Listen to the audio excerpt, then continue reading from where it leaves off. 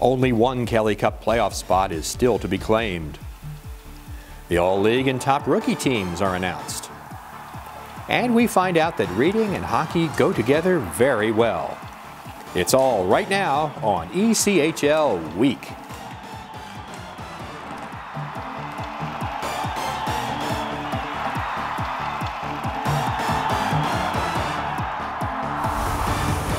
Hi, welcome to ECHL Week. The playoff spots are falling into place. With 1 week remaining in the regular season, we know 15 of the 16 teams competing for the 2014 Kelly Cup. Coming down the schedule stretch run, there's still drama in the Eastern Conference. Although Reading has clinched its second straight #1 seed in the East, every other team in the conference could change from its current position. And lots of eyes are on the battle between Fort Wayne and Florida for the final playoff berth and the right to face the defending Kelly Cup champion Royals in the first round of the postseason. Over in the West, Alaska and Ontario are still vying for the top spot and the right to play 8th-seeded Las Vegas in round 1. The other 5 teams are jockeying for position, with Idaho and Utah currently holding the 3rd and 4th spots, which would give those teams home ice advantage in the best-of-7 first round. Make sure to follow our Twitter feed on the evening of April 13th. Once the final game is complete that night, we'll be posting all 8 first-round Kelly Cup playoff matchups. And of course, we'll also wrap up the regular season and preview the playoffs on next week's show. As we mentioned, the Eastern playoff race is generating lots of interest, and our Eastern featured game this week shows why. South Carolina is still trying to lock down home ice advantage in the first playoff round, while Florida, which won the Kelly Cup 2 seasons ago, is desperately trying to claim the final playoff spot. Let's see what happens in this one as Alex Reed and Ernie Hartlieb give us the details on WBGY. And McLean lets it go. Burt angling and coming out in front. Rebound loose. Score! Brendan McLean! Snapping it off the glass behind the net. York's going to try to get the clear. Slowed up at the blue line. Waugh trying to get a handle on it. And broken up the other way. 2-on-1 short-handed for South Carolina. At the circle. Wrist shot. They'll score. It's Grenier on the circle. Eyed the trailer on the right side and wristed it home. Blades with it now. Stephon Del Rivera working it free. Left side bonus. Backside shot. The score! Aaron Bigosian on a beautifully set up play. Got tangled up. Now he's going to have to go. Larson's going to challenge him. And now Levi is going to chuck the knuckles here down into the Stingrays' end. This is all after that hit on Downing. Levi with a couple right hands. Larson trying to work his way around. Larson with the right hand free, throws a jab in there, and now Levi connects with the right hand and brings Larson down. Off the body in the shoulder of York. Walker has it, low up the circle. Blades continue to control the zone right now. Brandon McLean with the wrister in front, puck loose, rebound, scores! The captain, Matthew Waugh! Puck rolls around to the near side. Tied up by Florida for a moment, but held in at the line by Simpson. Fires it towards the net, they'll score. Simpson fired it towards a lot of traffic in front. It skipped off something and trickled into the net behind Caruth. Puck gathered up down the blue line. McLean trying to get it out of there. Held in by Gall. Gall has it near side in the slot. Shooting lane. Wrister scores. Simpson wristed it home, wide open in front. And the Stingrays have tied this game up at 3. Playing at the left side circle, and that one stopped by Coakley. And the Stingrays now bring it across the line. Fed back in, now shot fired, they'll score. Simpson again right side, able to squeeze one past Caruth. And now the Stingrays have scored 3 unanswered, and they take the lead. DeVos swings it up high. Here comes a chance for Henry, and he overskated the puck. 2-on-1 for the Stingrays. Mitchell leading the charge. Backside shot, they'll score. Hammered home again by Simpson, and I believe that'll be the hat trick for him. Can't to quit. Quinn able to kick it free to McLean, running into some trouble. Now Quinn has it into the corner, behind the net for Waugh. Minute 9 remaining. Walker has it at the circle. Backside shot. They'll score! Rob Quinn hammers it home! Back. 14 seconds left. Quinn whipped it now. Delivers it ahead off the stick to DeVos. Swinging it in. 8 seconds left. McLean charging after it. Hit off the play. Puck loose in the slot. Backhand shot. They'll score! Matthew Waugh buried it home with 2.6 seconds to go. Is non-shootout win, so maybe that means it has to be a regulation win. I'm not exactly certain, but either way, here come the Blades, here comes McLean, firing off the shot. Here come the Stingrays, back in front, shot fired, they'll score. Here comes Matthew Wong, now on the right side, now to the circle. Wong coming in, blasting a slapper, and that one stopped by Copley. Here comes Simpson, a hat trick tonight. He'll fire the shot, 5-hole, and he'll beat Caruth on that one. Walker. He's a right-handed shot. Walker now approaching in on that right hash. Coming in, backhand shot, and that one lifted wide. And the Blades now 0 for 3 here on this shootout. And that will do it. That will seal the game. The Las Vegas Wranglers are moving to a new home at the Plaza Hotel next season. But they gave their fans one last great memory in their final regular season game at their current rink. 2 hat tricks in the same game. Bakersfield center Chase Shaber scored 4 goals, including the game winner, as the Condors edged the Wranglers 6-5 in the final regular season match at Orleans Arena. Shaber's 12th of the season on the power play came from the right wing circle. Goal number 2 came on the backhand in the second period after some stick handling next to the net. The hat trick goal was scored when Shaber corralled the loose puck at the top of the crease. A 2-man advantage score helped Shaber complete his night with 4 goals and 15 for the season. Shaber's 4 goals were the most by a Condor in one game in more than 6 years. To go in the third, still 41 seconds left on the 5-on-3. Thurber in tight, Neal backdoor feed, shoots and scores! Shaber with his 4th, and the Condors lead 6-3 with 3:18 remaining in the third period. The other hat trick that night was recorded by Vegas forward Chris Francis, the first for the team this season. Francis notched his 11th of the year early in the second period. His second goal came late in that session, and it cut the Bakersfield lead to 5-2.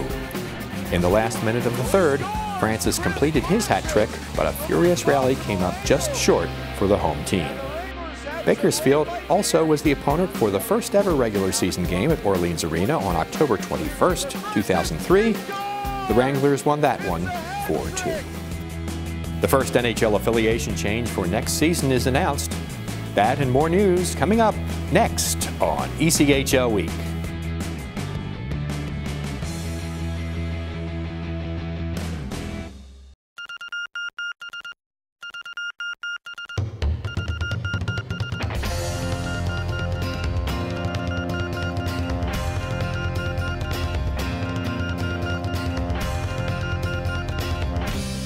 I say, hey, it's just an ordinary day, and it's all your state of mind. 'Cause I've got a smile on my face, and I've got 4 walls around me.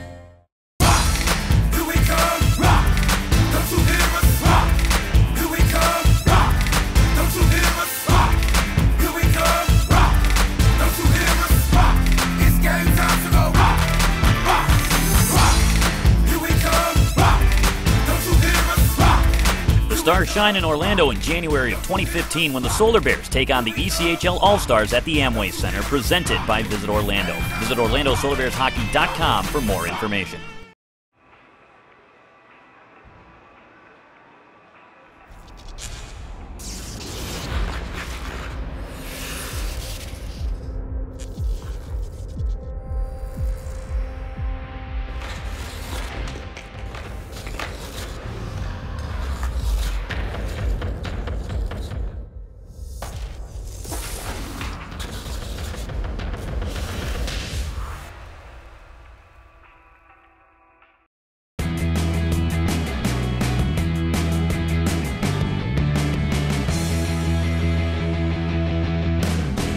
Although the regular season is nearly over and the Kelly Cup playoffs are on the horizon, there's a lot more going on around the league.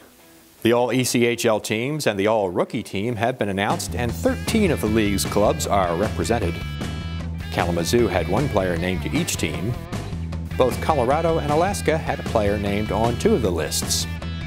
The only player named twice was Bakersfield goaltender Laurent Brossois, who's on both the second team and All-Rookie squad. 9 spots were awarded to both Western and Eastern Conference team players. Coaches, public relations directors, and media members from all 21 league markets cast votes for the teams. The Chicago Blackhawks have announced they have signed a 5-year affiliation agreement with the Indianapolis Fuel, the new ECHL team, which will begin play this fall.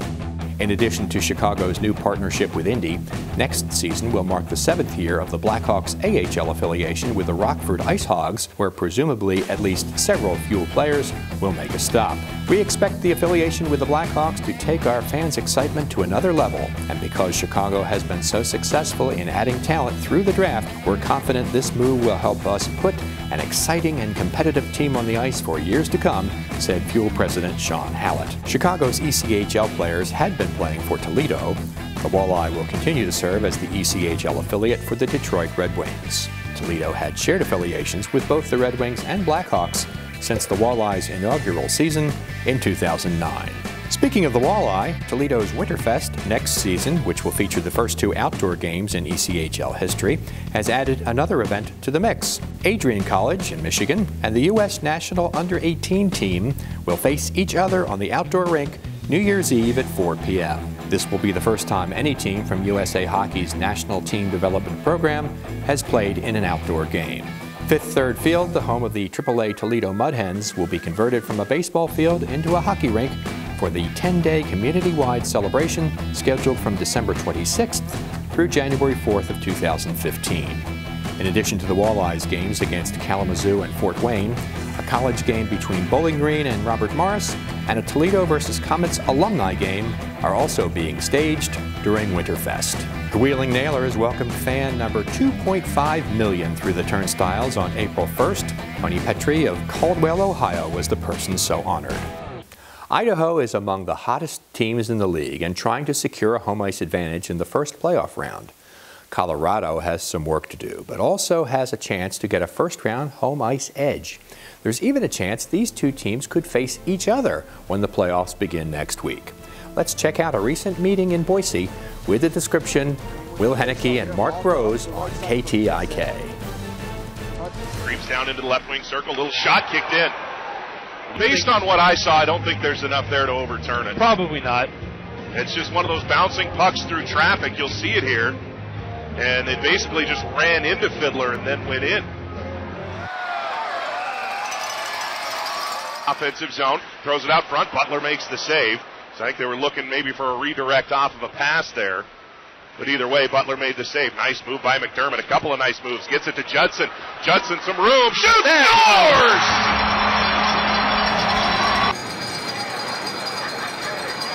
And Davatilla fakes the shot. His pass got deflected out to neutral. Phillips will retreat to pick it up. Back into his own end. Gets it to Jason Beatty. Plays it to Justin Mercier. We've got an Eagle falling down. Shot, save, rebound, score!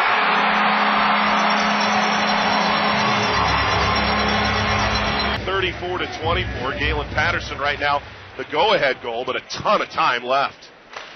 Kevin Young, a shot and a score. It did go. Oh, okay.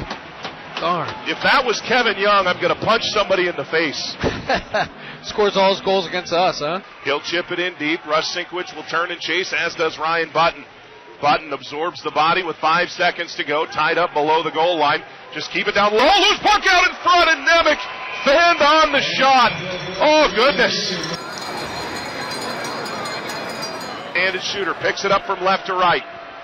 Will come towards the right wing. Will now start to veer back towards the middle. Shoots. Robinson makes the leg pad save. Coming down the inside edge of the left wing circle. Teague shoots, and a good job by Butler to smother that one. Coming right down the middle. Left-handed shooter. Crafty offensive player, and he shoots it off the paddle of Josh Robinson and wide. Rapuzzi. 6 for 8 this year. Leads the ECHL. It's going to come a million miles an hour right down the middle. Right-handed shot. Here he comes. He scores! Big lumbering D-man, number 43, right shot. Idaho up 1-0 in the shootout. Third round, Young shoots. Robinson, the leg pad save. Left-handed shooter shoots, and they tried to go 5-hole, nothing doing. He had the first goal tonight for Colorado, the rookie. Coming in, the left-handed shooter. He'll fire, and another leg pass saved by Robinson. Justin Mercier can win it for Idaho. 1 for 3 this season. Here comes Mercier, a goal ends it. Steek shoots! Oh, and it got deflected up and wide. If Ostro scores, we play on. If Robinson saves, The game's over. Ostro shoots. He misses, and the Steelheads win it. Oh, Robinson's happy. Josh Robinson denies all 5 shootout shooters, and the Idaho Steelheads win it. Your final score tonight, Idaho 3, Colorado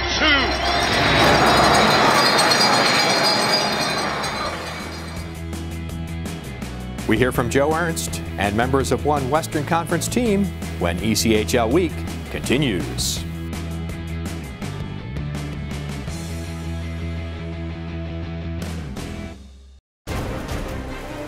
Where have hundreds of NHL players gotten their professional starts? The ECHL. And where do you find out about the ECHL? ECHL Week. On television or online, ECHL Week is the only show that brings you everything that's happening league-wide. Every week, watch ECHL Week. If you were any closer to the action, you'd be in the lineup. 25 years of great moments. More than 500 players graduated to the NHL. Don't miss the next time hockey history is made. Watch all ECHL games on AmericaOneSports.com. Live or on demand, at home or on your mobile device. Log in at AmericaOneSports.com to check out your favorite team. The official broadband broadcast of ECHL is AmericaOneSports.com.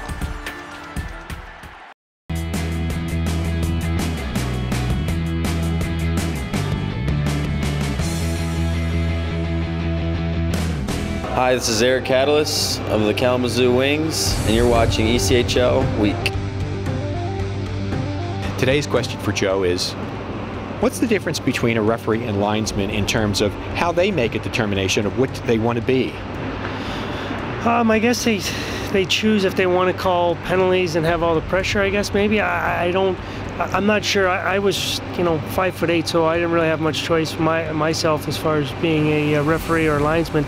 But it tends to have the bigger guys, for some reason, are the linesmen, and the smaller guys are the referees. But I guess it's to each's preference what they want to do. I mean, obviously, each has their own pressure. During the course of the game, the referee obviously has a little bit more pressure. They're the guys that are in control of the hockey game at the end of the day. So I guess it's to each his own preference what they want to do. That's today's question and answer with Joe Ernst, Vice President of Hockey Operations for the ECHL. Would you like Joe to answer one of your questions? Send us an email and we'll pose it to him as time permits. Send your question to ECHLweek@ECHL.com. Make sure to include your name, hometown, and your favorite ECHL team. Time once again for our regular feature during which we find out a few more personal details about league players.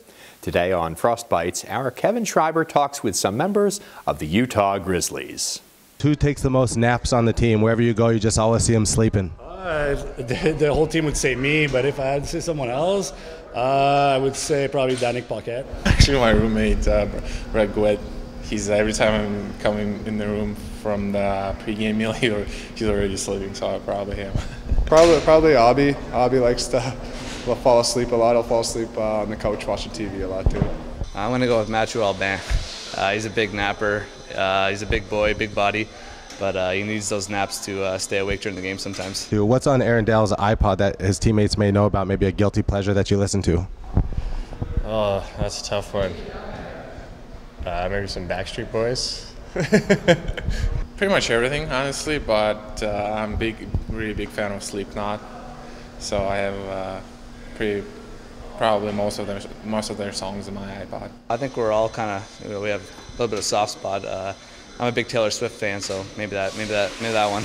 Who thinks they're the best dressed player on the team? That would be Brian Gwitt, but don't tell him that though, because he's gonna have a bigger head than he already has. Val usually has a new piece of Lulu every week, so I gotta go with him. Best dressed? I'm gonna go with Gwitt. He dresses pretty well. He looks at the GQ magazines a lot, so I think I go with him for sure. Putting reading and hockey together. That's straight ahead on ECHL Week.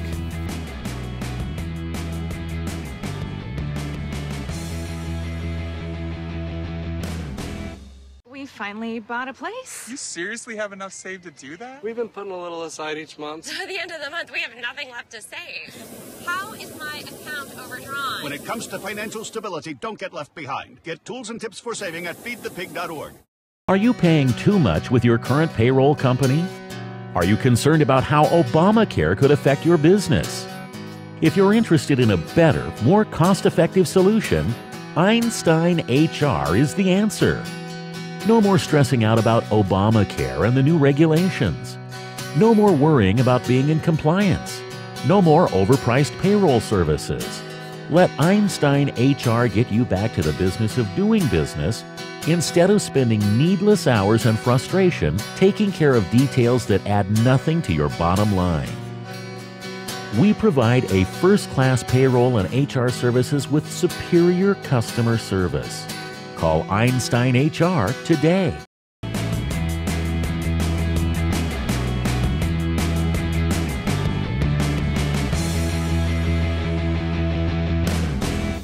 There are many community programs in which ECHL players participate during the season. Here's a story of one that's been very successful and continues to grow.